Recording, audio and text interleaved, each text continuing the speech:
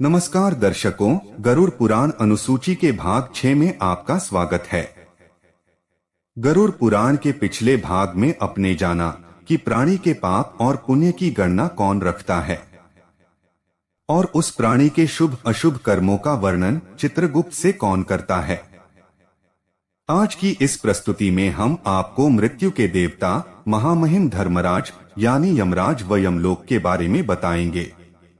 इस वीडियो में आप कुछ ऐसी रोचक तथ्यों के बारे में भी जानेंगे जिनसे आप अब तक अपरिचित हैं। तो नमस्कार दर्शकों, आप सभी का स्वागत है हमारे YouTube चैनल पर। आपसे अनुरोध है कि चैनल को सब्सक्राइब करें और कमेंट में जय श्री नारायण लिखकर परमात्मा को अपना आभार व्यक्त करें। अधिक समय न लेते हुए आज की प्रस्तुति को आरंभ करते हैं। अब उस जीवात्मा को बहुधर्म भीति भवन नगर से यमलोक की ओर प्रस्थान कराया जाता है। फिर गरुड़ जी प्रश्न करते हैं कि हे भगवान, यमलोक कितना बड़ा है, कैसा है, किसने बनाया है, उसकी सभा कैसी है और कैसे जीवात्मा यमलोक में प्रवेश कर सकती है। इन सभी प्रश्नों के उत्तर आप मुझसे कहिए। श्री भगवान कहते हैं कि हे पक्षीराज गरुड़, दक्षिण दिशा के मध्य में महामहिम यमराज की पुरी है। वह संपूर्ण नगर वज्र का बना हुआ है और जो अत्यंत दिव्य है। देवता और असुर भी उसका भेदन नहीं कर सकते हैं। वह चौकोर है और उसमें 4 द्वार तथा 7 चार दीवारी है। यमराज स्वयं अपने दूतों के साथ ही इस नगर में निवास करते हैं। प्रमाणतः उसका विस्तार 1000 योजन है। सभी प्रकार के रत्नों से पर्याप्त चमकती हुई बिजली तथा सूर्य के तेजस्वी स्वरूप के समान वह नगर दिव्य है। उस पुरी में धर्मराज का जो भवन है वह स्वर्ण के समान कांतिमान है। उसका विस्तार 500 योजन ऊंचा है।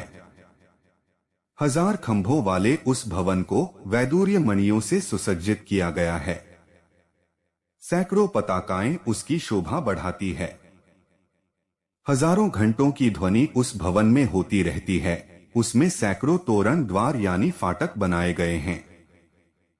इसी प्रकार से वह भवन कई आभूषणों से विभूषित रहता है। अपने योगों के प्रभाव से विश्वकर्मा ने इस अद्भुत व दिव्य नगरी का विस्तार किया है। उस पुर में 100 योजन चौड़ी कामरूपिणी दिव्य सभा है। उसमें सूर्य का प्रकाश फैला हुआ है। वहां ना तो अधिक ठंड है और ना ही अधिक गर्मी। वहां का वातावरण मन को अत्यंत हर्षित करने वाला है। वहां 10 योजन में विस्तृत नील मेघ के समान शोभा संपन्न समय एवं शुभ आसन पर भगवान धर्मराज स्थित रहते हैं। यह धर्म ज्ञान धर्म से धर्म युक्त और कल्याणकारी हैं। यही पापियों को भय देने वाले तथा पुण्य कार्यों को सुख प्रदान करने वाले हैं। यहाँ पर शीतल मंद वायु बहती रहती है। यहाँ अनेक प्रकार के उत्सव और व्याख्यान होते रहते हैं। सदैव शंख आदि मांगलिक कार्यक्रमों की ध्वनि सुनाई देती है। उन्हीं के बीच धर्मराज का संपूर्ण समय बीतता है। उस पुर के मध्य भाग में प्रवेश करने पर चित्रगुप्त का भवन पड़ता है। अब यहाँ वह प्रेत एक हाथ मात्र के शरीर को त्याग कर अंगुष्ठ माप वाला वायु रूप धारण करता है। वायु रूप होकर भूख से पीड़ित वह जीव यमदूतों के साथ चित्रगुप्तपुर की ओर जाता है, जिसका विस्तार 25 योजन है और उसकी ऊंचाई 10 योजन है। वह लोहे की दीवारों के द्वारा चारों ओर से घिरा हुआ एक महादिव्य भवन है। इसमें आने जाने के लिए सैकड़ों गलियां हैं और सैकड़ों पताकाओं से यह सुशोभित रहता है।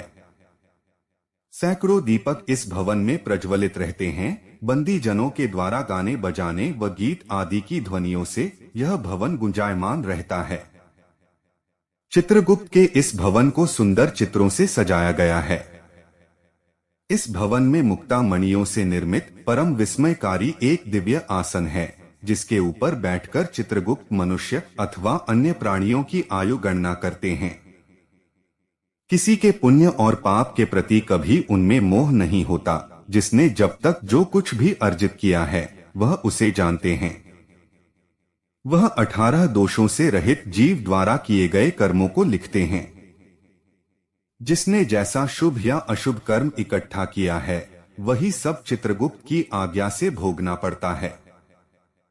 चित्रगुप्त के स्थान से पूर्व की ओर ज्वार भवन है, दक्षिण की ओर शूल, मकड़ी और विस्फोट यानी छाला पड़ना आदि रोगों का स्थान है तथा पश्चिम की ओर अजीर्ण और अरुचि रोग का स्थान है। उत्तर की ओर रक्त रोग और पीलिया रोग का अथवा ईशान कोण में सर की पीड़ा और अग्नि कोण में मूर्छा का स्थान बताया गया है। इसी प्रकार की अन्य व्याधि भावनाओं से चित्रगुप्त का स्थान घिरा हुआ है। हे गरुड़, कोई भी प्राणी जो कुछ कर्म करता है वह सब कुछ चित्रगुप्त लिखते हैं। धर्मराज के भवन के द्वार पर रात दिन दूत उपस्थित रहते हैं। प्राणी के शुभ या अशुभ कर्मों के अनुसार ही यह निर्धारित किया जाता है कि उसे किस द्वार से यमलोक में प्रवेश करना चाहिए। जो पापी दुराचारी व्यक्ति होते हैं, यमदूत उन्हें यमलोक के दक्षिण द्वार से प्रवेश कराते हैं। यमदूतों के महापाश से बंधे पापी और नीच व्यक्ति को धारदार कोड़ों से मारा जाता है। वहां नाना प्रकार के पूर्वकृत पाप कर्मों से युक्त मनुष्य को विभिन्न धारदार अस्त्र शस्त्रों तथा अनेक यंत्रों से पीड़ा दी जाती है।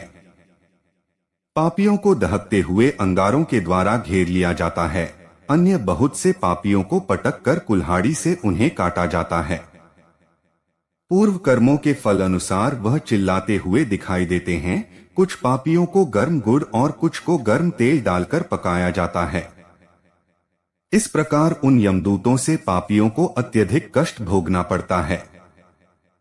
अन्य पापी अत्यंत निर्दयी यमदूतों से बार बार क्षमादान की प्रार्थना करते हैं, पर यमदूत उनकी एक नहीं सुनते।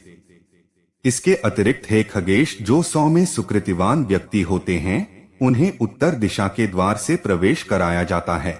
इसीलिए उत्तर दिशा के द्वार को सबसे उत्तम माना गया है। जिन व्यक्तियों का प्रवेश उत्तर दिशा से होता है वह व्यक्ति वहां सुख भोगते हैं और उनके लिए नाना प्रकार के भोजन की व्यवस्था भी की जाती है।